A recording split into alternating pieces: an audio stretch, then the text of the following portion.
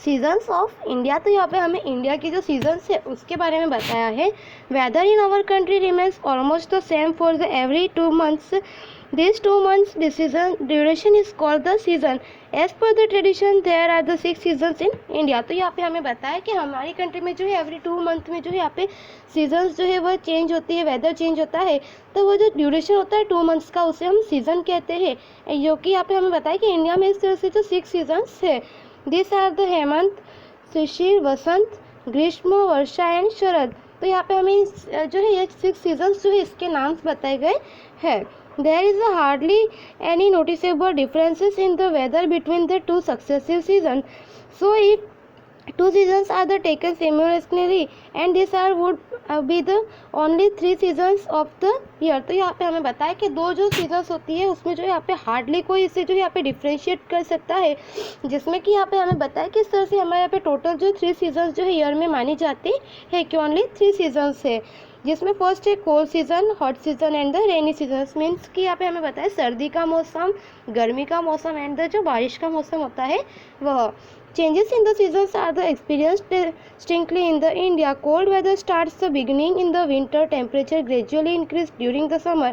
With the onset of the monsoon, air gathers moisture and the brings rains। तो यहाँ पे हमें बताया कि इस तरह से जो बदलती हुई हवा जो भी चेंजेस होती हुई यहाँ पे सीजन वगैरह है उसका एक्सपीरियंस हमें होता है। जैसे कि ठंडी के मौसम में जो है हमें यहाँ पे काफ़ी ठंडी का जो एक्सपीरियंस होता है, एंड जो यहाँ पे गर्मी के मौसम में हमें जो यहाँ पे टेम्परेचर ज़्यादा लगता है, ज़्यादा वह एक्सपीरियंस होता है। एंड बारिश के मौसम में जो है हमें यहाँ पे जैसे कि जो एयर गैदर्स मॉइस्चर्स ट्रेंस वगैरह जो है ब्रिंग रेंस वगैरह इसका हमें एक्सपीरियंस होता है।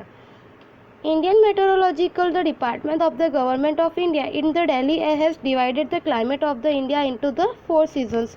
तो यहाँ पे हमें बताया कि दिल्ली में जो यहाँ पे इंडियन गवर्नमेंट के जो यहाँ पे मौसम विभाग वाले हैं उनके अकॉर्डिंग जो है उन्होंने पूरे वर्ष को जो यहाँ पे ध्यान में रखकर 4 सीजन्स में जो डिवाइड किया है, जिसमें बताया है कोल्ड वेदर सीजन जो कि विंटर होती है, जो कि यहाँ पे दिसंबर से फरवरी तक में होती है। हॉट वेदर सीजन जो है वह समर में होती है, मार्च टू मई तक में होती है। एडवांसिंग मानसून जो होती है वह रेनी सीजन जो कि जून से सितंबर तक में होती है, एंड रिट्रीटिंग मानसून सीजन जो कि अक्टूबर से नवंबर तक होती है। तो इस तरह से यहाँ पे जो 4 पार्ट्स में जो है सीजन्स को डिवाइड किया गया है।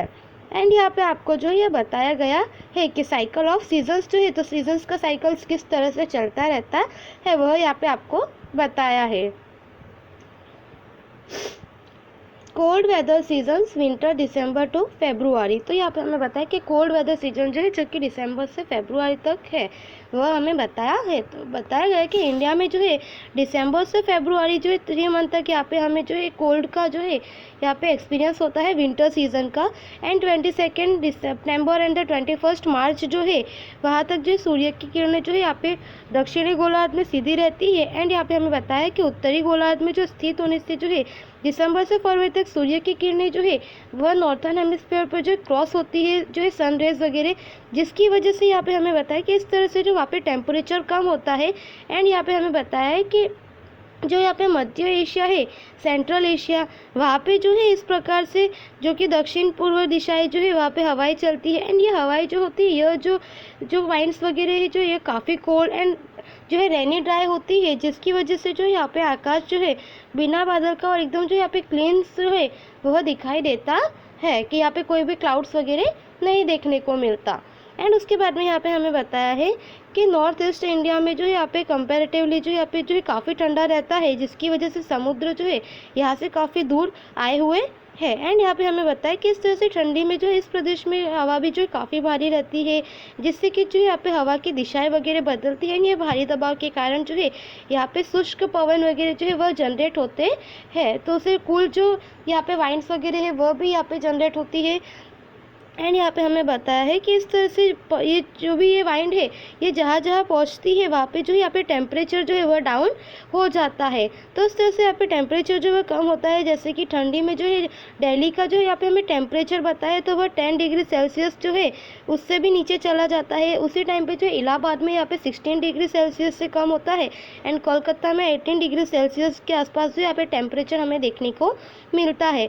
इस समय जो हिमालय में जो है टेम्परेचर काफ़ी यहाँ पे लेस दिखाई देता है कि वो काफ़ी लेस होता है, काफ़ी गिर जाता है टेम्परेचर।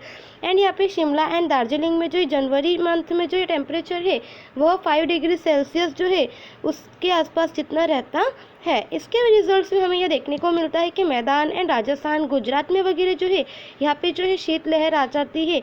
एंड हिम पड़ने से वगैरह जो है यहाँ पे जैसे कि जो हिम पड़ती है जिसकी वजह से कपास जैसी फसल्स जो है, कॉटन्स वगैरह वो जो है बिगड़ जाती है। एंड उस टाइम पे यहाँ पे जो है ऊंचे पर्वतीय क्षेत्रों के अलावा जो है कई जगह पे जो है यहाँ पे हवा वगैरह जो नीचे की तरफ चलती है, गलन बिंदु नीचे नहीं जाता है, जिसके कारण हिमालय की जो गिरिमालाएं वगैरह जो है वहाँ से मध्य एशिया की ओर से आने वाले जो ठंडे पवन वगैरह उनको रोकती है। एंड यहाँ पे हमें जो है काफ़ी जो एकदम सेवर कोल्ड है उससे यहाँ पे हमें बचाती है, उससे प्रोटेक्ट करती है। एंड यहाँ पे हमें बताया है कि ठंडी के दौरान जो है यहाँ पे उत्तरी भारत की जो है कंडीशन जो कि यहाँ पे जो होती है नॉर्थ इंडिया उसके अकॉर्डिंग में जो यहाँ पे साउथ इंडिया की स्थिति जो यहाँ पे सिचुएशन है वह काफ़ी डिफरेंट हमें देखने को मिलती है। यहाँ पे बताया कि साउथ इंडिया में जो उष्णकटिबंध प्रदेश में है एंड विषुववृत्त रेखा यानी कि इक्वेटर की जो है वह नज़दीक में है। यहाँ पे प्रायद्वीप वाला आकार है एंड समुद्र से काफ़ी दूर नहीं है, इसलिए जो यहाँ पे ठंडी में उत्तर भारत में जो है ठंडी जैसा अनुभव नहीं होता है। और यहाँ पे तापमान भी अधिक जो है नीचे नहीं जाता है, जैसे कि जनवरी महीने में जो है कोचीन का जो टेम्परेचर है वह 26 डिग्री सेल्सियस होता है, जबकि मदुराई का जो 25 डिग्री सेल्सियस एंड चेन्नई में जो 24 डिग्री सेल्सियस जितना होता है। बट यहाँ पे जो है यहाँ पे दक्षिण भारत के पहाड़ी क्षेत्र का जो तापमान है वह काफ़ी नीचे चला जाता है। देन हमें बताया कि इस तरह से दक्षिण और उत्तर जो है उसकी ओर बढ़ने का तापमान में जो कमी आती है जिससे कि काफ़ी स्फूर्तिदायक होती है। और लंबी और ठंडी रात में जो है कई कारणों में एकदम जो है यहाँ पे ओस जैसा हमें फॉग जैसा देखने को मिलता है, कोहरे वगैरह देखने को मिलता है। तो इस तरह से बताया कि दिन जो है वह दिन रात छोटे बड़े होते हैं एंड ठंडी में ज़मीन पर से जो चलने वाले शुष्क पवन जो सामान्य रूप से वर्षा लाते हैं। तो यहाँ पे हमें बताया कि उत्तर पूर्व भारत में जो यहाँ पे विक्षेप तथा जो बवंडर जैसी यहाँ पे जो सिचुएशंस होती है जिसमें कि पंजाब एंड हरियाणा वगैरह में जो है यहाँ बरसात में जो यहाँ पे रबी की फसल्स वगैरह ली जाती है, जिसके लिए काफ़ी उपयोगी मानी जाती है पवन, ये हवाएं, ये सभी पवन जो यहाँ पे गुजरात में जो है बरसात लाते हैं। जैसे इस समय असमय में ये बिन समय में आने वाली ये जो पवन है इसे जो है यहाँ पे बेमौसमी जलवायु जो है यानी कि मावठू भी कहते हैं।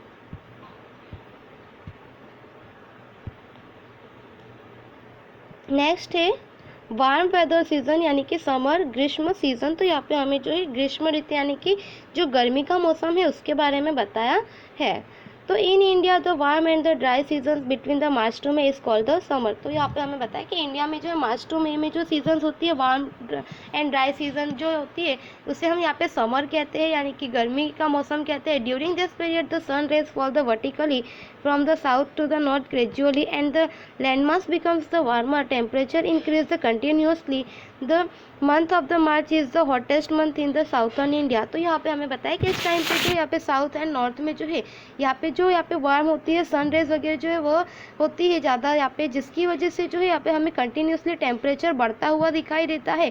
एंड साउथर्न में जो है हमें बताया कि साउथ में जो मार्च मंथ होता है वह काफ़ी गर्मी का महीना माना जाता है, उस मंथ में काफ़ी गर्मी का हमें अनुभव जो है एक्सपीरियंस होता है। Temperature exceeds 40 degree Celsius at the many places. तो काफ़ी जगह पे जो है हमें 40 डिग्री सेल्सियस जितना टेम्परेचर देखने को मिलता है। Central and the north east and the experience the maximum temperature during the April and May. तो यहाँ पे हमें बताया कि सेंट्रल एंड नॉर्थ ईस्ट में जो है यहाँ पे काफ़ी हमें मैक्सिमम जो टेम्परेचर है वह अप्रैल मई में देखने को मिलता है कि उस टाइम पे टेम्परेचर जो है वह काफ़ी ज़्यादा बढ़ जाता है। At some places the temperature reaches around the 45 degree Celsius to 50 degree Celsius, thus the entire nation experience the very high temperature during the summer. तो यहाँ पे हमें बताया कि इस टाइम पे काफ़ी जगह पे जो है हमें 45 डिग्री सेल्सियस से 50 डिग्री सेल्सियस तक का टेम्परेचर देखने को मिलता है, जिसकी वजह से हमें जो है पूरे हमारे नेशन में जो काफ़ी यहाँ पे जो उस टाइम पे समर जो है हाई टेम्परेचर का काफ़ी यहाँ पे एक्सपीरियंस होता है। Due to the altitude of the peninsula and the plateau in the summer in the South India is the little mild compared to the North India, the temperature remains low. While the temperature in the Delhi and the Allahabad 34 degrees Celsius is the 30 degrees Celsius at the Madurai, 27 degrees Celsius at the Bangalore, Thus the physical feature of the sea seem in the they have the dominating the effects of the temperature in the south. तो यहाँ पे हमें बताया कि इस तरह से अगर हम देखें यहाँ पे जो भी थोड़ी बहुत जो यहाँ पे दक्षिण भारत में और यहाँ पे जो हमें उसकी ऊंचाई की वजह से कुछ जो यहाँ पे साम्य देखने को मिलता है, जिसमें हमें टेम्परेचर काफ़ी कम भी देखने को मिलता है। जैसे कि दिल्ली में जो हमें बताया कि दिल्ली इलाहाबाद में जो 34 डिग्री सेल्सियस होता है, एंड उसके बाद में बताया कि मदुरई में जो टेम्परेचर 30 डिग्री सेल्सियस, जबकि बेंगलुरु में 27 डिग्री सेल्सियस जितना टेम्परेचर भी देखने को मिलता है। तो इस तरह से साउथ इंडिया का जो टेम्परेचर है वहाँ पे भी हमें काफ़ी डाइवर्सिटी, काफ़ी इफेक्ट्स उसमें देखने को मिलता है। During these seasons, the tropical cyclones develop over a Bay of the Bengal and the over Arabian Sea. The advance towards the coastal sea and the coast devastating effects of the coastal regions. Most of the country experience hot and the dry weather during the summer. Most of the places do not receive rain in this season, but sometimes Malabar coast gets the rains, which helps to the mango crop. So it is called the Amravashti, and this is the useful to the mango and the coffee crops. तो यहाँ पे हमें बताया कि बंगाल की खाड़ी and Arab सागर के ऊपर से जो इस मौसम में कई चक्रवात साइक्लोन्स वगैरह होते हैं, जो कभी कभी जो यहाँ पे तटीय प्रदेशों की तरफ बढ़कर जो काफ़ी नुकसान पहुँचाते हैं, जिससे देश का जो है बड़ा हिस्सा ग्रीष्मकाल यानी कि गर्मी के मौसम और शुष्क मौसम का एक्सपीरियंस करता है। एंड यहाँ पे बताया कि कई प्रदेशों में जो यहाँ पे यह वर्षा के टाइमिंग ड्यूरिंग में भी होता है, परंतु कई बार जो है मई महीने में भी जो यहाँ पे मलबार पर थोड़ी बहुत वर्षा होती है। यह जो है आम पकने के सहायक होती है, जिससे कि इसे आम्रवृष्टि कहते हैं, कि आम्रवृष्टि इसे कहा जाता है। एंड कॉफ़ी की फसल के लिए भी यह जो है काफ़ी यूजफुल मानी जाती है। The advancing monsoon rainy season June to September. तो यहाँ पे हमें जो है वर्षा ऋतु, जैसे कि एडवांसिंग मानसून जो है जो कि जून से सितंबर तक होती है, उसके बारे में बताया है। India is arranging the country and so the rainy season is a very important season for the India. तो यहाँ पे हमें बताया कि इंडिया जो है एग्रीरियन कंट्री यानी कि जो कृषि प्रधान वाला कंट्री, यहाँ पे जो ज़्यादा जो है बेस होता है वो जो है एग्रीकल्चर प्रोडक्ट्स वगैरह एग्रीकल्चर पे होता है, तो जिसकी वजह से रेनी सीजन जो है यह इंडिया के लिए काफ़ी इंपॉर्टेंट मानी जाती है। About 80% rainfall country is received between the June to September. तो यहाँ पे हमें बताया कि हमारी कंट्री में जो है यहाँ पे जून टू सितंबर में 80% जितनी बारिश होती है। एंड यहाँ पे आगे हमें बताया Indian farmer is busy in farming from the beginning of the rainy season. तो यहाँ पे हमें बताया कि इंडियन फार्मिंग जो होते हैं, फार्मर्स वगैरह जो होते हैं, इस टाइम पे जो यहाँ पे खेती वगैरह लेने की तैयारी करते हैं रेनी सीजन्स में। Southwest monsoon winds are responsible for the rain in the season and the humid and the cloudy weather.